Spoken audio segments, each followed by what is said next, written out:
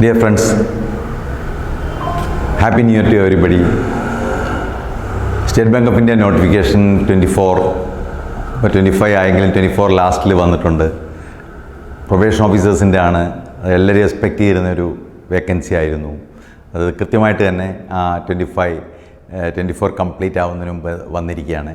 അപ്പോൾ എല്ലാവർക്കും തന്നെ അതിനകത്ത് നന്നായിട്ട് അപ്ലൈ ചെയ്തിട്ട് നല്ലൊരു പെർഫോമൻസ് ഈ 25 ബിഗിനിങ് ഹാഫ് ഇയറിന് മുമ്പ് തന്നെ ജോലിക്ക് കയറാൻ പറ്റുന്ന ഒരു സിറ്റുവേഷനാണ് ഉണ്ടാക്കിയിരിക്കുന്നത്. ക്ലറിക്കലും ഉണ്ട്, ഓഫീസറും ഉണ്ട്. രണ്ടും പ്രിപ്പറേഷൻ കോമൺ ആയിട്ട് മതി. സ്റ്റേറ്റ് ബാങ്ക് ഓഫ് ഇന്ത്യ എല്ലാവരുടെയും ഡ്രീം ജോബാണ്. അപ്പോൾ എല്ലാവരും എക്സ്പെക്റ്റ് ചെയ്യുന്നൊരു ജോബാണ്. ഇത്രയും പ്രസ്റ്റീജിയസ് ഓർഗനൈസേഷനിൽ ഗവൺമെൻറ് ബാങ്ക് എന്ന് നമുക്ക് ക്ലെയിം ചെയ്യാവുന്ന സ്റ്റേറ്റ് ബാങ്ക് ഓഫ് ഇന്ത്യ, അവിടെ ഒരു ജോബ് എന്ന് പറയുമ്പോഴേക്ക് അത്രയും ഇൻട്രസ്റ്റോട് കൂടി ആൾക്കാർ പ്രിപ്പയർ ചെയ്യുകയും അതിനകത്ത് സെലക്ഷൻ ആവുകയും ചെയ്യുകയാണ്. അപ്പോൾ അംബിഷ്യസ് ജോബ് എന്ന് തന്നെ പറയാം. ബാങ്ക് പ്രിഫർ ചെയ്യുന്നവർക്കെല്ലാം തന്നെ അംബിഷ്യസ് ജോബായിട്ട് എടുക്കുന്നത് സ്റ്റേറ്റ് ബാങ്ക് ഓഫ് ഇന്ത്യ തന്നെയാണ്. ഇനി ചില പ്രത്യേകതകളുണ്ട്. ഈ വർഷം കമ്പാരിറ്റീവ്ലി കോമ്പറ്റീഷൻ കുറവാണ്, പക്ഷെ അത് ആരെയും മനസ്സിലാക്കുന്നില്ല. പൊതുവെ തന്നെ കോമ്പറ്റീഷൻ കുറഞ്ഞത് ആളുകൾ അതിൻ്റെ എന്താണെന്നൊരു അനാലിസിസ് നടത്താറില്ല.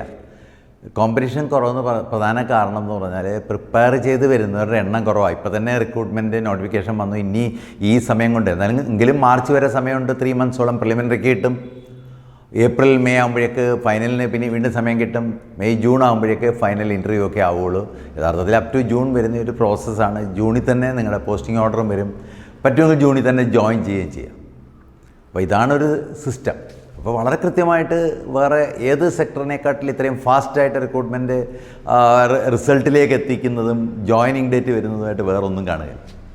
അത് മനസ്സിലാക്കുക. പിന്നെ സാലറി, ഫിനാൻഷ്യൽ ബെനിഫിറ്റുകളെല്ലാം തന്നെ വളരെ അട്രാക്റ്റീവാണ്. ഫ്രിഞ്ച് ബെനിഫിറ്റ്സ് ഏറ്റവും കൂടുതൽ നിങ്ങൾക്ക് കിട്ടുന്നത് ഈ ബാങ്കിങ് സെക്ടറാണ്.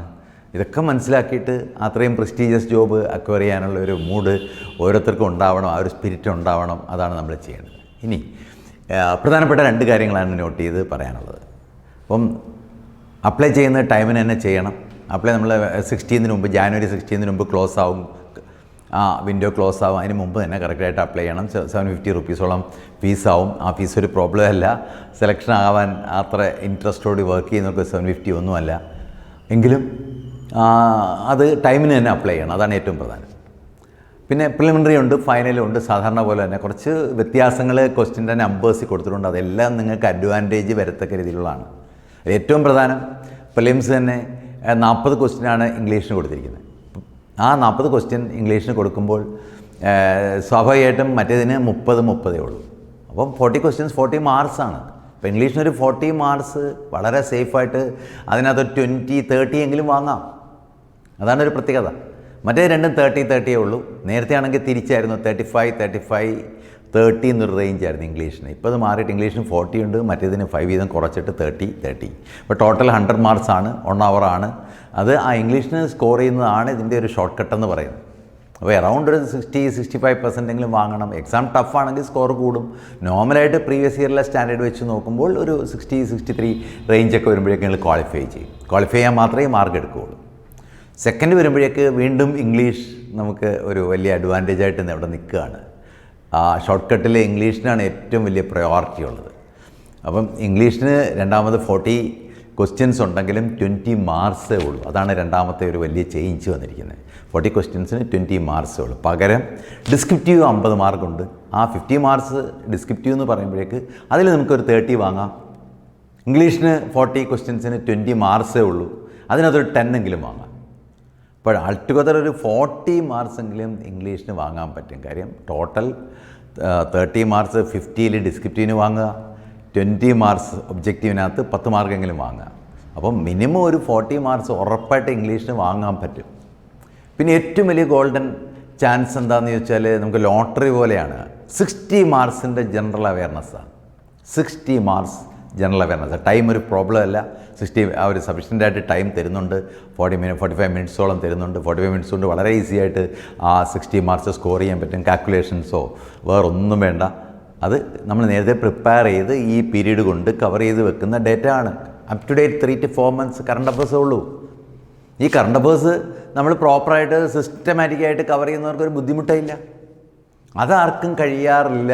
ഇപ്പം അതിനകത്ത് ഒരുപാട് മടി കാണിക്കുന്നുണ്ട്. പത്രങ്ങൾ വായിക്കാൻ, ന്യൂസ് പേപ്പർ വായിക്കാനും ഒക്കെയുള്ള പ്രോബ്ലംസ് പലരും മടി കാണിക്കുന്നുണ്ട്. അത് ഹിന്ദു പേപ്പർ വളരെ കൃത്യമായിട്ട് കവർ ചെയ്ത് നല്ല കവറേജ് വരുമ്പം ഷോർട്ട് കട്ടിന് വേറെ ഒന്നും പോകണ്ട, ന്യൂസ് പേപ്പർ ജനറലായിട്ട് കവർ ചെയ്ത് നോട്ട്സ് എഴുതി ഇവിടെ എല്ലാം നമ്മൾ അതിനുവേണ്ടി സ്പെഷ്യലായിട്ട് കുറേ പ്രോഗ്രാംസ് പ്ലാൻ ചെയ്യുന്നുണ്ട്. അതിനകത്ത് നിങ്ങൾ കോർഡിനേറ്റ് ചെയ്യണം. അല്ല ലാസ്റ്റ് എക്സാം ആകുമ്പോൾ നിങ്ങൾ വീട്ടിൽ നിന്ന് പ്രിപ്പയർ ചെയ്യാമെന്ന് പറഞ്ഞ് പോകും. അതുകൊണ്ടൊന്നും സംഭവിക്കുന്നില്ല.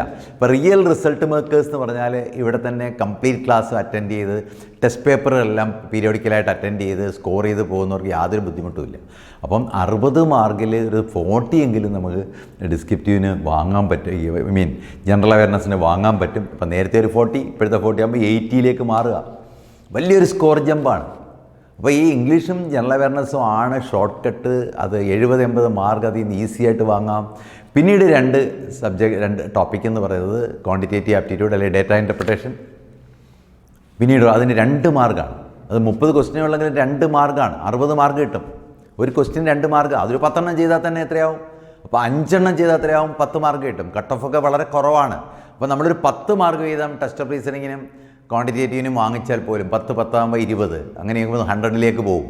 അതിൻ്റെ ബിലോ ആയിരിക്കും നിങ്ങളുടെ സെലക്ഷൻ. പ്രീവിയസ് ഇയറിൽ 77-78 ആയിരുന്നു സെലക്ഷൻ മാർക്ക്. GAക്കൊന്നും ആരും സ്കോർ ചെയ്യാറില്ല. കാര്യം GA ആരും സീരിയസ് ആയിട്ട് പ്രിപ്പയർ ചെയ്യാറില്ല.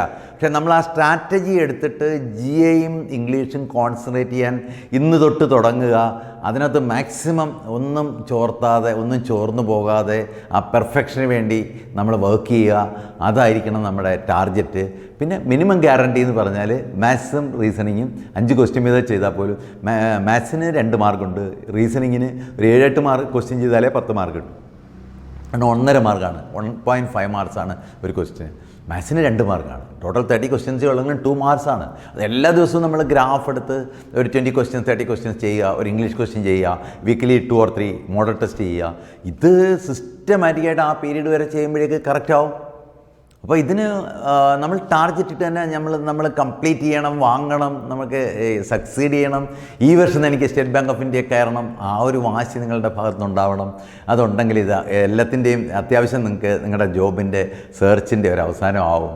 അതാണ്. പിന്നെ പബ്ലിക് സെക്ടർ എന്ന് പറയുമ്പോൾ നമുക്ക് ലൈഫ് ലോങ്ങാണ്. കാരണം എന്താ, എന്ന് വരെ ജീവിക്കുന്നോ 100 വയസ്സ് വരെയോ 90 വയസ്സ് വരെയോ അന്ന് വരെ നിങ്ങൾക്ക് നിങ്ങളുടെ സാലറി 60 വരെ ജോലി ചെയ്യാം. പിന്നീട് അത് കഴിഞ്ഞ് ഓരോ മന്ത് നിങ്ങൾക്ക് ഓരോ 30th ആകുമ്പോൾ നിങ്ങൾക്ക് പെൻഷൻ ബെനിഫിറ്റ് വന്നുകൊണ്ടേയിരിക്കും. എന്ത് തന്നെയായാലും നിങ്ങൾക്ക് അതിൻ്റെ ബെനിഫിറ്റ് ശരിക്കും എൻജോയ് ചെയ്യാൻ പറ്റുന്ന ഒരു പബ്ലിക് സെക്ടറാണ്. പ്രസ്റ്റീജിയസ് ആണ്. നമ്മുടെ നാഷണൽ ഡെവലപ്മെൻറ്റിന് വേണ്ടി നമ്മളതിൻ്റെ പാർട്ടാവുകയാണ്. തീർച്ചയായിട്ടും എല്ലാവരും ടാർഗറ്റ് ചെയ്ത് അത് വാങ്ങിയിരിക്കണം. Okay, thank you.